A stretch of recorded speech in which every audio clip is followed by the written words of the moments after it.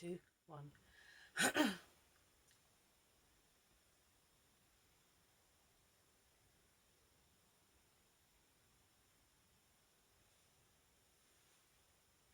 3, 2, 1. Well, hi YouTubers, I'm back with the 60 books in isolation, and it is The Song of Achilles by Madeline Miller, who wrote Circe, which is a book I reviewed a while ago, and it's absolutely excellent. So this is the Trojan War, if you will, okay, of it's done from a very unique perspective. Read the blurb. Greece in the Age of Heroes, awkward young prince Patroclus has been exiled to the court of King Peleus. Despite the differences, Peleus' golden boy Achilles befriends the shamed prince. As they grow into young men, the bond blossoms into something deeper, despite the displeasure of Achilles' mother, the sea goddess Thetis. But when war comes, say,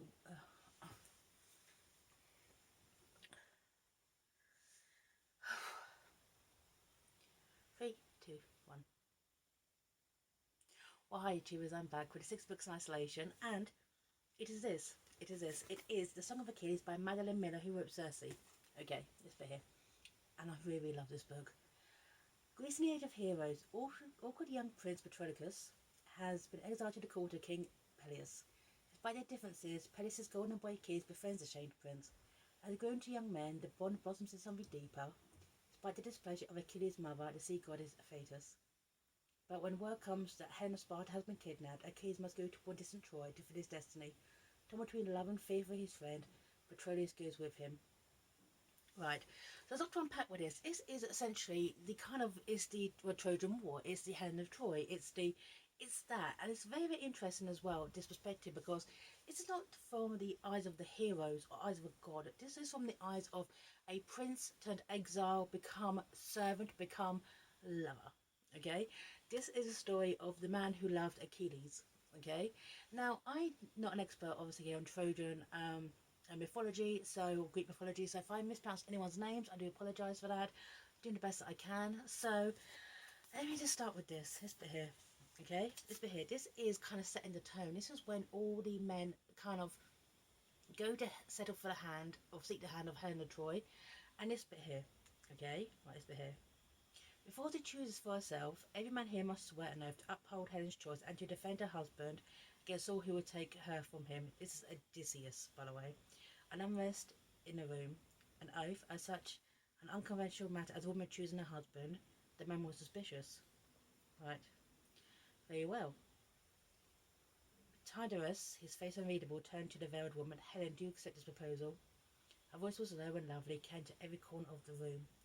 I do, is all she said, but even I felt a shiver go through the men around me. Even as a child I felt it, marvelled at the power of this room, who though veiled could of this woman who though veiled could electrify a room. So Helen of Troy, the most beautiful woman, okay, is that. And it's also interesting as well, okay, because Helen of Troy, whose beauty launched 1,000 ships, okay, she's not very described, more in the abstract, okay, she's heavily veiled, she's absolutely beautiful, and then obviously for young Patroclus, his life changes like you wouldn't believe.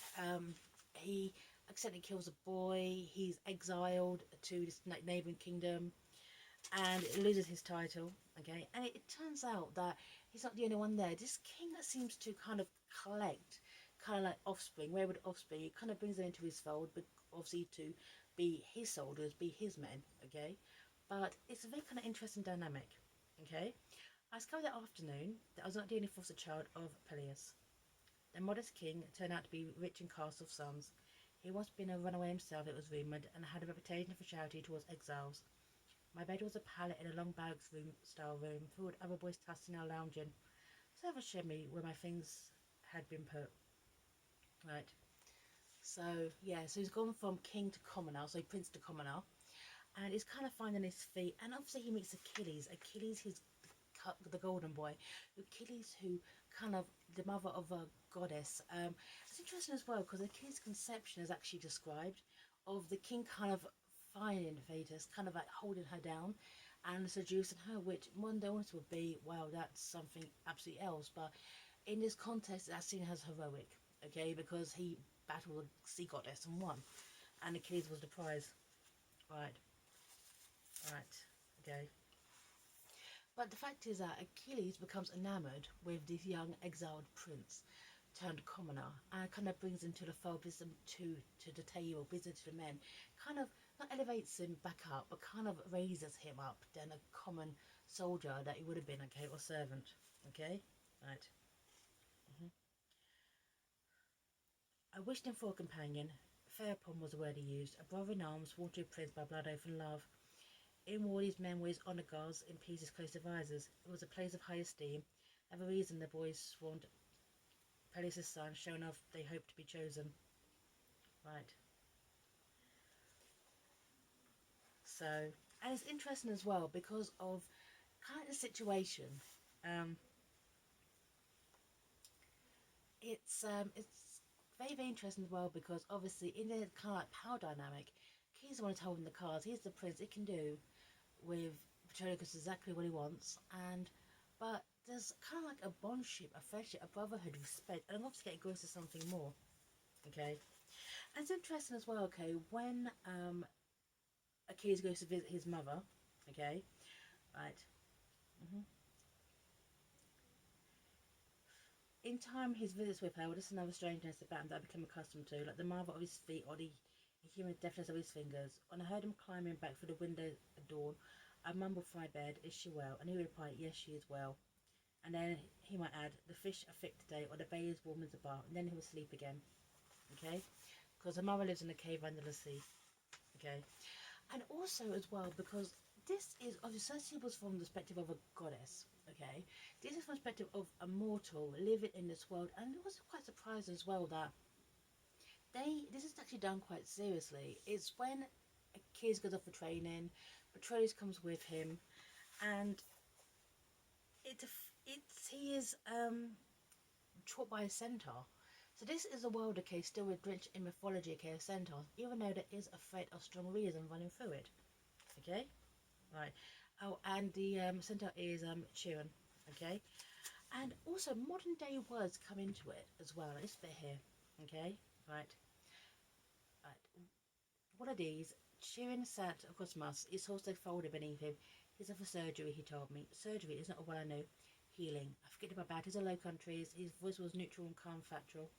And as a limb must go, these are for cuttings, these are for suturing. Often by removing some, it may save the rest. That kind of thing is kind of like various characters seem to have a way of glimpsing the future, kind of like poking fun at their situation. There's a scene okay where Odysseus says to a character, I won't spoil it, says, "Well, history will probably remember you better than me." However, that's a bit of an in-joke because the Odyssey, we know Odysseus is remembered way more. It's that kind of like little subtle in-jokes, kind of like thrown in, like undertone. Or characters who can see the future, or kind of like deny they can see the future, but they know what's coming.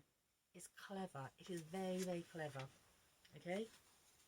So after several years of training with Tyrion, is this, okay? Right, this bit here. This bit here is I mean, right. This is when Shin is talking to Achilles. This is just the strength of the great writing. There's nothing more I can teach you. You know all that Heracles knew and more. You're the greatest warrior of your generation and the generations before. I flushed down into Achilles' cheek. I could not tell if he was embarrassed or pleasure or both. hmm What about me? I asked. Tyrion's dark eyes moved to mine. You will never gain fame from your fighting. Is that surprising to you? Right. His tone was matter of fact, and somehow that eased the sting of it. No, I said truthfully. Yet it's not beyond you to be a competent soldier. Do you wish to learn this? No. Right. So he goes to the camp. The Trojan War breaks out, and there's this subplot which is in the book, okay, where Keith is trying to be hidden. He's revealed. It kind of all goes away. Basically, he has to go to war. He has to go to war. It's his destiny, okay, to go to war. And it's kind of like a reminder. This is about a woman, okay, who's never ever seen. This bit here, right? This bit here.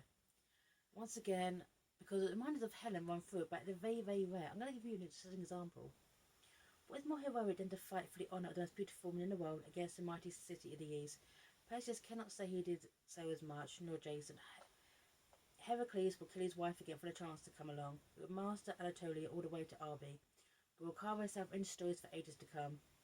A thought you said it would be an easy campaign, home by the next autumn I managed. I had something to do to stop the relentless roll of their words. I lied, Odysseus shrugged. I have no idea how long it would be. Far to be of you, looked at Achilles. Right, the sons of Troy know for their skill in battle, and their deaths will live for your name to the stars. If you miss this, you will miss the chance at immortality. You will stay behind unknown. You will grow old and older in obscurity. Right. Right.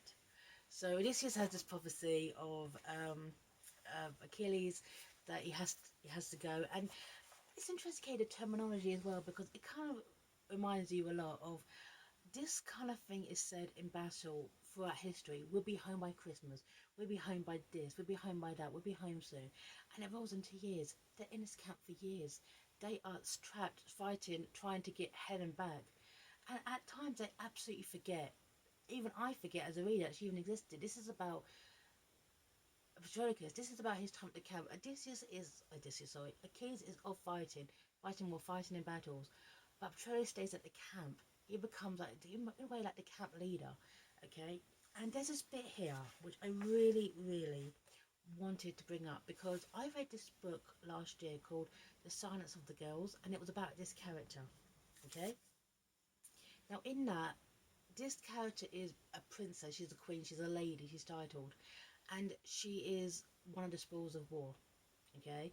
In this context, she's not. She is a slave. She is abused. She's just given away as a plaything, okay? Right. And unable to speak the language, where in the other version I read, The Silence of the Girl, she was more colder. She was a lady. Briseis. In this, Briseis is a slave. Our narrative is never ever from that perspective. But it's interesting as well, because this is the story of the Trojan War, both books, in a way that are kind of like not the soldiers, not the gods. This is the story, okay, about the kind of like the maligned people. And whilst they're in this camp, Briseis and Patroclus kind of like they form a very, very deep friendship, because obviously Achilles and Patroclus, in this kind of context, they are lovers, okay. In this, they become the healers, they become the teachers. When new slaves are brought in, they teach them the language, they teach them the ropes. They kind of help in this camp world build a community, which is absolutely shocking, by the way, how it's done, okay, how these women are spoils of war. But at the same time, it's a situation so terrible, they're just trying to make the best of it.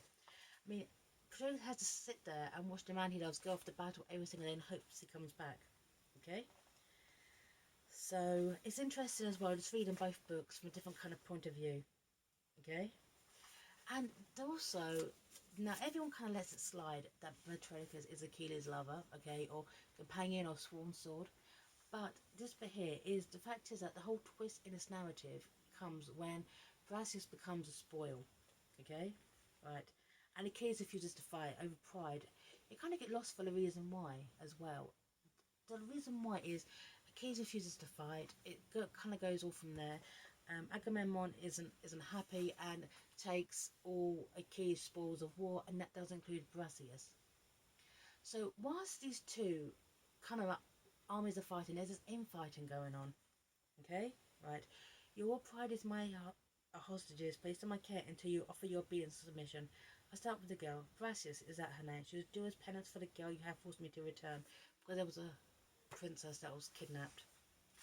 So the fact is that this is about the Trojan War, but you forget about Helen. You forget about these two men who are stuck in this camp, just trying to make the best of their situation. One is descended from a goddess, one is an exiled prince, and it's a love story. It's very kind of delicately handled as well, and also, for those who know the story, know what's going to happen to Patroclus. And the kind of way narrative shifts as well, okay? It's kind of like the idea, okay, of our names living on after us, our names live on after our death, our stories, the stories we tell, the ones who will be forgotten, the ones who won't be. It's just as well, okay, because Briseis, as a thing, okay, of Briseis being forgotten, however, she is not forgotten. Her name is still mentioned in the history of the Trojan War, either as, look at the Silence of the Girls, look at, hey, this book, she's not a forgotten member, but in that time she probably was. Because obviously the story of the Trojan War, Helen of Troy, the face of 1,000 ships, the Trojan horse, this kind of narrative going on. So you actually lose sight, okay, of the war itself because of this infight that's going on, this world that's been created. I absolutely love this book. This is Song of Achilles by Madeline Miller. It is really, really eloquent, well written.